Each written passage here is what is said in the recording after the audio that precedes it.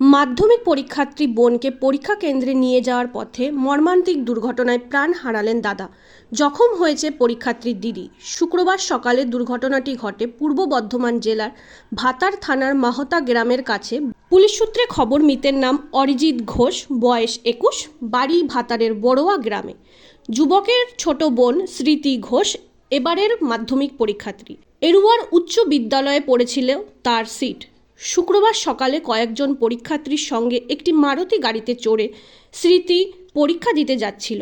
মারুতির পিছনে বাইকে পরীক্ষা কেন্দ্রে যাচ্ছিল স্মৃতির খুড়তুতো দাদা অরিজিৎ। সকালের ঘন কুয়াশার জেরে দুর্ঘটনার কবলে পড়ে অরিজিতের বাইক। উল্টো দিক থেকে আসা একটি গাড়ি বাইকে ধাক্কা দেয়। ঘটনাস্থলে মৃত্যু হয় অরিজিতের। রিক্তা গুরুতর জখম, তাকে উদ্ধার করে বর্তমানে চিকিৎসায় পাঠানো হয়েছে।